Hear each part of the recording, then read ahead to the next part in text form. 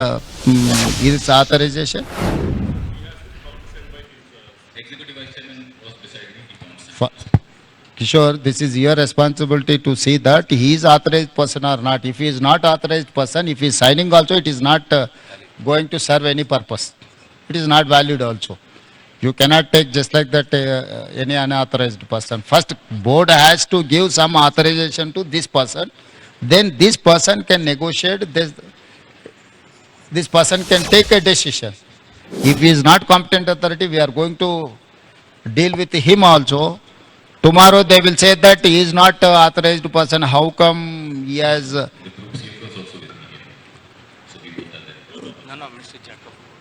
His question is, do you have a board resolution authorizing you to take? First, you get that board resolution. Unless until if there is no board resolution, you are not competent authority. Orally, they may say. Tomorrow they will say that he is not authorized person. He is looking after crisis management. He is not competent authority to negotiate with this deceased people or government. Tomorrow it will become a legal issue for department as well that deceased families.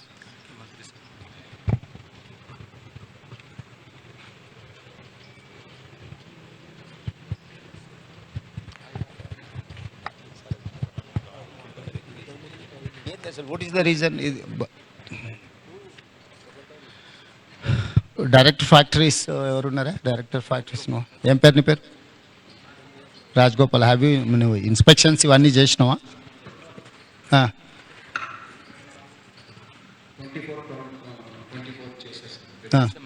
Okay, అంటే మొత్తం ఓవరాల్గా ఇది చేసిండ్రా? ఏమన్నా issues ఉంటే find out చేసి వాళ్ళకి ఏమన్నా షార్ట్ లిస్ట్ ఏమన్నా ఇచ్చిండ్రా?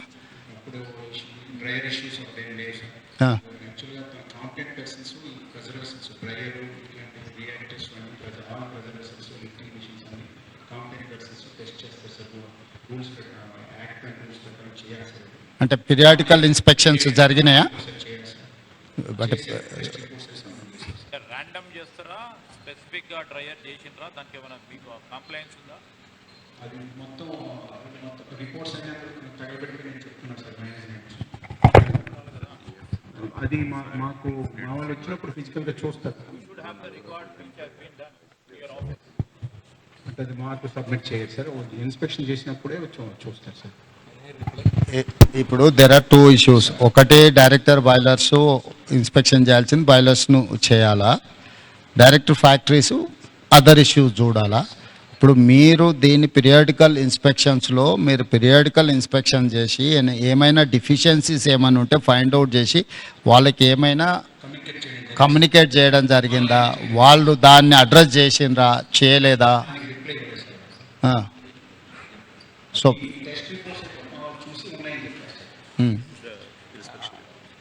Okay. Give me the mic, I will reply. Mukhyamantri garu, the inspection report is very clear. It is a detailed report. They have found out, they have brought it to their attention, what are the lacunas in the plant. They are supposed to rectify those. So I just told Secretary garu, we'll also come up with a rule that whenever an inspection takes place, within 6 months they have to get an action taken report.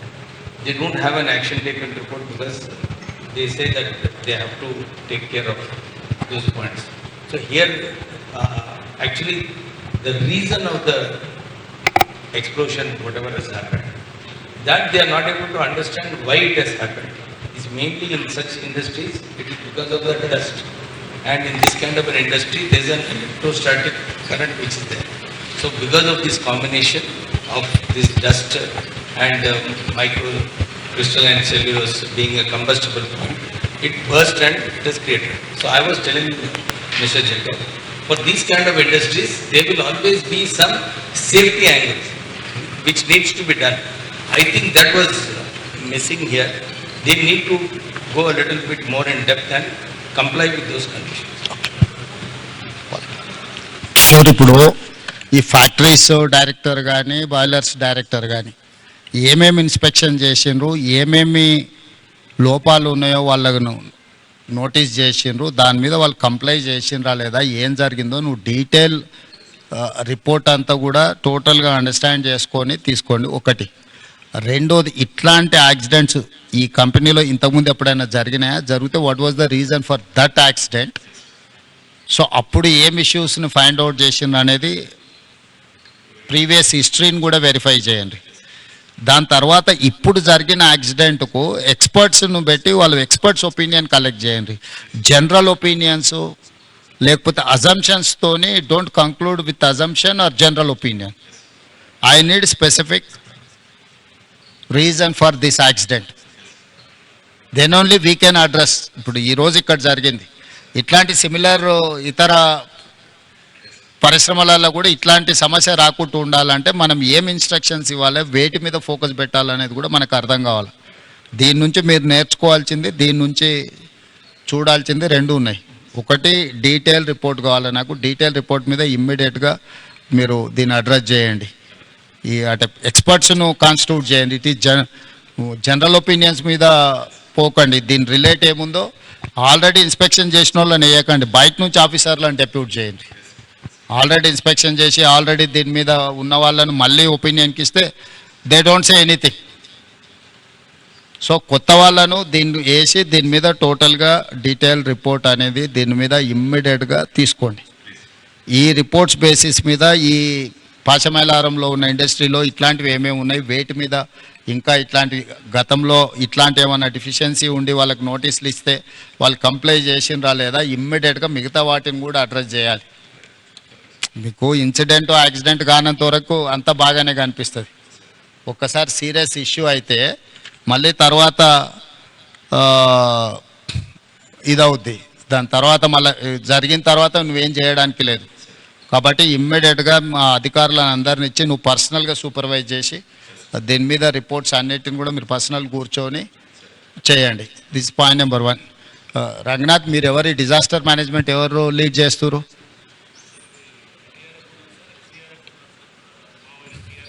Okay. Arvind, who is looking after all these issues?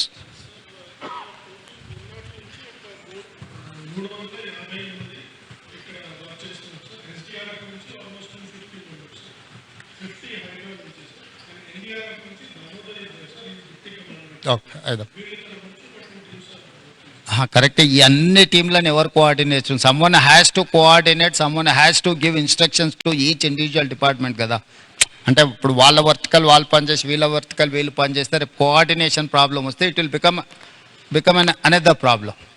So someone has to coordinate all these departments. ఇప్పుడు ఎందుకంటే ఆడ building ఉంది, అది collapsible స్టేజ్లో ఉంది. ఒకరు ఒకవైపు నుంచి వస్తుంటే ఇంకోరు అటో ఇటో పోతే అది మొత్తానికి కొలాప్స్ అయింది అనుకో, ఇంకేదన్నా జరిగింది అనుకోద్దాం. ఫస్ట్ లొకేషన్ను ఫ్రీజ్ చేసి సీజ్ చేసి ఆ లొకేషన్లో ఎట్లా యాక్టివిటీ చేయాలనే దాన్ని కూడా మీకు ఒక యాక్షన్ ప్లాన్ ఉండాలి. ఇప్పుడు బాడీస్ని ఫైండ్ అవుట్ చేయడం ఒక ప్రాబ్లం, బాడీస్ ఏదైతే అన్రికగ్నైజ్డ్ అదర్వైజ్ అసలు అన్నోటీస్డ్ బాడీస్ని ట్రేస్ చేయడం రెండో ప్రాబ్లం. మూడవది, ఇప్పుడు ఆ కొలాప్సబుల్ కండిషన్స్లో ఉన్న స్ట్రక్చర్స్ని ఫర్దర్ యాక్సిడెంట్ జరగకుండా దాన్ని ఎట్లా రిమూవ్ చేయాలనేది మూడో ఇష్యూ. సో ఈ అన్ని డిపార్ట్మెంట్ను కోఆర్డినేట్ చేయాలంటే you should have some mechanism to handle. ఇప్పుడు టుడే టుమారో అటెన్షన్ అంతూ ఉంటుంది, 2 రోజుల తర్వాత ఈ అటెన్షన్ లేకపోతే మళ్ళీ ఇంకేదో యాక్సిడెంట్ జరిగింది అనుకో, ఎక్స్టెన్షన్ ఆఫ్ దిస్ యాక్సిడెంట్, అది ప్రాబ్లం అవుద్ది. కాబట్టి నువ్వు ఇమ్మీడియట్గా దానికోసం మీరు స్పెసిఫిక్ రోల్ క్లారిటీ ఇచ్చుకుంటూ మీరు ఆఫీసర్స్ని డెప్యూట్ చేయండి. సెకండ్ థింగ్, ఆ కంపెనీ రిలేట్ వాళ్ళని కూడా ఎవరు అకౌంటబుల్ పర్సన్ ఉందో వాళ్ళందరిని కూడా లైన్అప్ చేయండి. ఈరోజు జేకబ్ ఉంటాడు, Jacob will go tomorrow for Kerala or any some other place, they have some factory in Gujarat. If tomorrow is going to fly to Gujarat, who has to take care of this? someone has to take care, someone has to take a decision on the spot. Now the issue is that compensation, who has to take a final decision? So government किससे बात करना, कौन किससे negotiate करना, how to conclude, how to negotiate? We should have some action plan from our side and from their side. Jacob, have you decided anything to this compensation? What is your action plan for that? You tell me, that's okay. What is your this thing?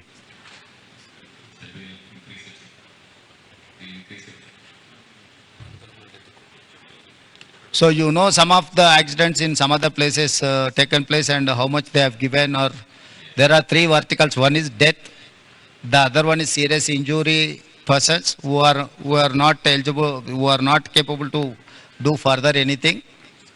Third one is limited injuries. These three categories are there. You have to decide how much you are going to pay. Any insurance is there? Yes, I mentioned we discuss with the minister also. So this is the time to act with humanity. So this is not, you cannot see as an accident. Now company has to think in a way.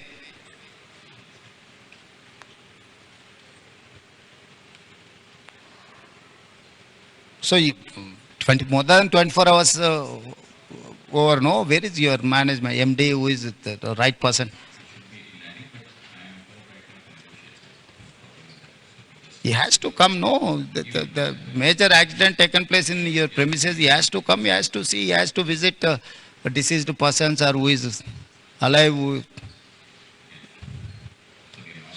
So he cannot avoid the situation, no, he has to come. Ask him to come and meet our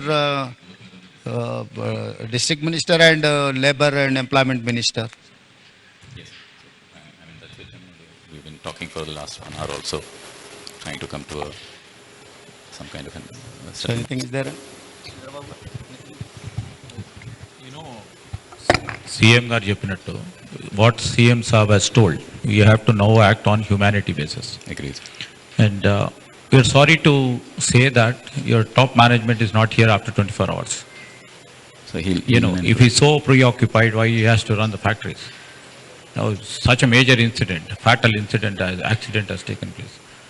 And our government will definitely take it as a very serious view. And our Minister for Labor and Minister for Medical and Health are supervising from the past 24 hours. They can spare some time. Your management doesn't have some time to come here, right? So the executive chairman, the founder, and executive vice chairman, the co-founder, both had come yesterday to see everything. It's only when people saw that, okay, they maybe our point lives is, could be under no, this what thing, so would they have were been asked the to proper leave. reason for it? Because the director factories have been telling that already some sort of an indication has been given. Yes, sir. We did sign a document last night, but I think Labour Minister said that we No, have we to have to- increase it more. We have to be cautious. This is not, you have a long history of your company and factories, right? Yes, sir, and You never run has two, it. three companies, Never has it. and this is the third company. Your responsibility lies more. And Yes, sir. anyway, in factories, incident happened, but immediately action should be taken. That's what Honorable Yes, CM was sir. also telling. First action was to whoever is injured, give blanket sanctions approval. How many are skilled, how many people are unskilled in this? Do you have any list that? Yes, sir. We have a full list. Skilled and Skilled labor and unskilled labor, have you segregated in a?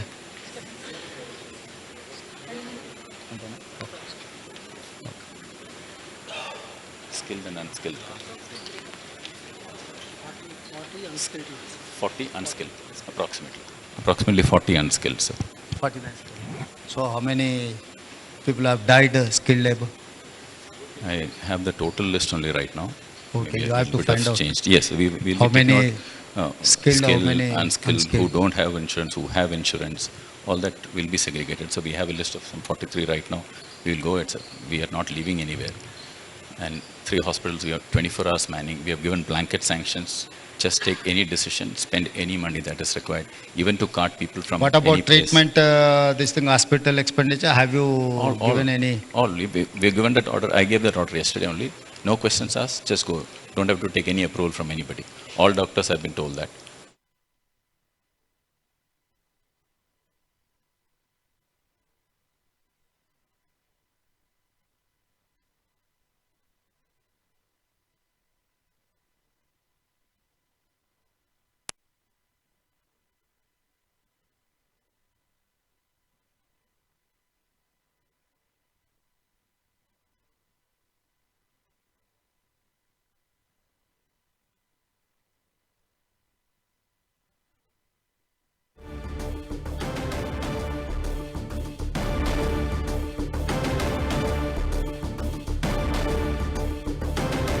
పరిశీలించారు, అక్కడ ఉన్నటువంటి పరిస్థితిపై ఆరా తీశారు. అధికారులు రేవంత్ రెడ్డికి వివరించే ప్రయత్నం చేశారు. అనంతరం రేవంత్ రెడ్డి అధికారులపై కొంత ఆగ్రహాన్ని వ్యక్తం చేశారు.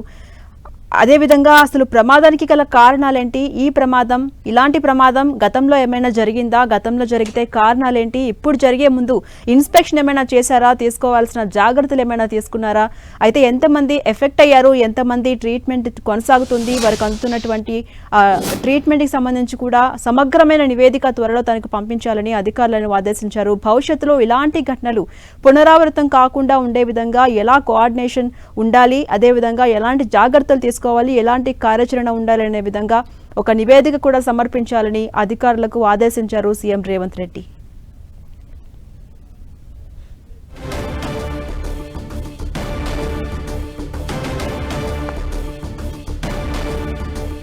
మరోవైపు మనం చూస్తున్నాం పాసమైలారం ప్రమాదానికి సంబంధించి మృతుల సంఖ్య అంతకంతకు పెరుగుతూ పోతుంది.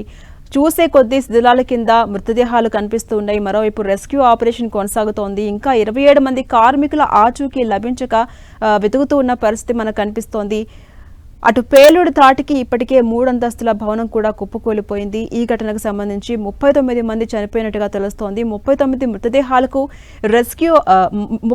మృతదేహాలకు అటు DNA టెస్ట్ల ప్రక్రియ కొనసాగుతోంది. ఇప్పటివరకు 11 మృతదేహాలకు DNA టెస్ట్ల కంప్లీట్ అయినట్టుగా కూడా తెలుస్తోంది. మరోవైపు పోస్ట్ మార్టం కూడా ప్రక్రియ కొనసాగుతోంది.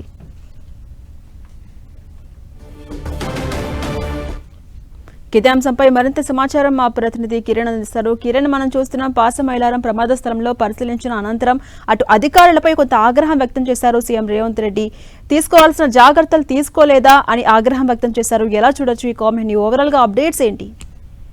ఝాన్సీ రాణి రియాక్టర్ పేలిన ఘటనా ప్రాంతాన్ని పరిశీలించిన తర్వాత కూడా అందుబాటులో ఉన్న ఉన్నతాధికారులతో సీఎం రేవంత్ రెడ్డి అత్యవసరంగా ఒక మీటింగ్ ఏర్పాటు చేయడం జరిగింది. ఘటనకు సంబంధించి కూడా దారితీసిన పరిణామాలు, ఎందుకు ఈ విధంగా పరిశ్రమలోని రియాక్టర్లు పేలుతున్నాయన్న సంబంధించి కూడా పూర్తిగా ఒక రిపోర్ట్ ను ఎక్స్పర్ట్ కమిటీని ఏర్పాటు చేసి ఆ రిపోర్ట్ కూడా అడిగినట్టుగా తెలుస్తుంది. కొంత ప్రమాద ఘటన తర్వాత సంబంధించి కావచ్చు అధికారులు వివరించిన తీరు మీద కూడా కొంత సీఎం రేవంత్ రెడ్డి అసహనం వ్యక్తం చేసినట్టుగా మనం చెప్పుకోవాల్సి ఉంటుంది. ఘటనకు సంబంధించి కూడా అన్ని శాఖలు కోఆర్డినేషన్ తో పనిచేసినప్పుడే కూడా మృతదేహాలను కూడా త్వరగా ఐడెంటిఫై చేసే అవకాశం ఉంటుందంటూ కూడా ఆయన చెప్పే ప్రయత్నం చేశారు. ఇక నిన్న ఘటన జరిగిన తర్వాత ఇప్పటి వరకు ఎలాంటి సహాయక చర్య చేశారు, ఎవరెవరు ఉన్నతాధికారులు ఇక్కడ ఈ సంబంధించిన రెస్క్యూ ఆపరేషన్ ని మానిటర్ చేస్తున్నారు, ఏ శాఖలు ఇక్కడ రెస్క్యూలో పాల్గొన్నాయంటూ కూడా నేరుగా వారికి సంబంధించిన అధికారులను కూడా అడిగి తెలుసుకున్న పరిస్థితి కనిపిస్తుంది. ఇలాంటి ఘటనలు పునరావృతం అవ్వకుండా ఉండేందుకు ప్రభుత్వం సంబంధించి కూడా చాలా స్ట్రిక్ట్ గా కఠినంగా వ్యవహరించారంటూ కూడా చెప్పారు. ఇక దీనికి సంబంధించి ఇప్పటి వరకు రియాక్టర్ పేలుడు ఘటనకు సంబంధించి కూడా ఏదైతే ప్రాథమిక రిపోర్ట్ ఇచ్చారో వారు కాకుండా ఇతర ప్రాంతాల నుంచి కూడా కొంత క్వాలిఫైడ్ ఉన్న ఎక్స్పర్ట్ ని తీసుకొచ్చి కూడా దీనికి సంబంధించి మరొకసారి రియాక్టర్ పేలుడుకు సంబంధించి ఘటనకు సంబంధించి కూడా చాలా వేగంగా రిపోర్ట్ ను అందించాలంటూ కూడా సంబంధిత అధికారులకు సీఎం రేవంత్ రెడ్డి ఆదేశాలు జారీ చేసినట్టు చెప్పవలసి ఉంటుంది. రియాక్టర్ ఎందుకంటే ఇండస్ట్రీకి సంబంధించిన అధికారులు అలసత్వ చర్యలు తీసుకుంటామంటూ కూడా ఆయన చాలా ఘాటైన వ్యాఖ్యలు చేశారు. చాలా అసహనం వ్యక్తం చేస్తుంటే మనం చెప్పుకోవాల్సి ఉంటుంది. గతంలో కావచ్చు పరిశ్రమలు రియాక్టర్ సంబంధించిన వాటిని మేనేజ్ ఏ విధంగా ఉంటుంది, రియాక్టర్ సంబంధించిన మానిటరింగ్ వ్యవస్థ ఎట్లా ఉంటుందని కూడా అది సంబంధించిన అధికారులు కూడా ఇంకా చర్యల కింద కొంతమంది అధికారులు కూడా అనుమానాలు చేసిన నేపథ్యంలో సంబంధిత అధికారులందరూ కోఆర్డినేషన్ చేసుకొని అడ్మిషన్ పక్కన ఉన్న భవనం కూడా సిద్ధంగా ఉంది కాబట్టి దాన్ని డిమాండ్ చేయాలి. ఆ తర్వాత శిథిలాలను కూడా తొలగించి మృతులను త్వరగా ఐడెంటిఫై చేయాలంటూ కూడా ఆయన అధికారులకు ఆదేశం జారీ చేశారు. ప్రస్తుతానికైతే బాడీలను ట్రేస్ అవుట్ చేయడంతో పాటు ముఖ్యంగా కంపెనీ వాళ్ళకి సంబంధించిన వారిని కూడా ఇన్వాల్వ్ చేయాలి. వారు కూడా దీనికి సంబంధించి ఒక కంపెనీ హ్యూమానిటీ గ్రౌండ్స్ లో కూడా వారు వ్యవహరించారంటూ కూడా కొన్ని ఘాటైన వ్యాఖ్యలు చేసిన పరిస్థితి కనిపిస్తుంది. వైపు రెస్క్యూ ఆపరేషన్ సంబంధించిన అన్ని మానిటరింగ్ చేస్తూనే వారికి సంబంధించిన మృతదేహాల గుర్తింపు ప్రక్రియ సంబంధించి కూడా ఏ విధంగా కొనసాగుతుంది, భవిష్యత్తులో ఈ తరహా ప్రమాదాలు చోటు చేసుకోకుండా ఎలాంటి చర్యలు తీసుకోవాలని సంబంధించిన అధికారులు కూడా ఆదేశాలు జారీ చేసినట్టుగా చెప్పాల్సి ఉంటుంది. Jhansi Rani. Right, thank you Kiran.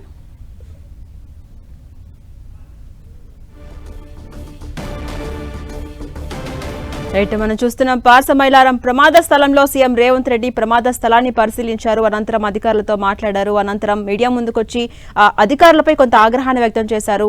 ప్రమాదానికి గల పూర్తి డీటెయిల్స్ కూడా నివేదిక ద్వారా అందించాలని కూడా ఆదేశాలు జారీ చేశారు.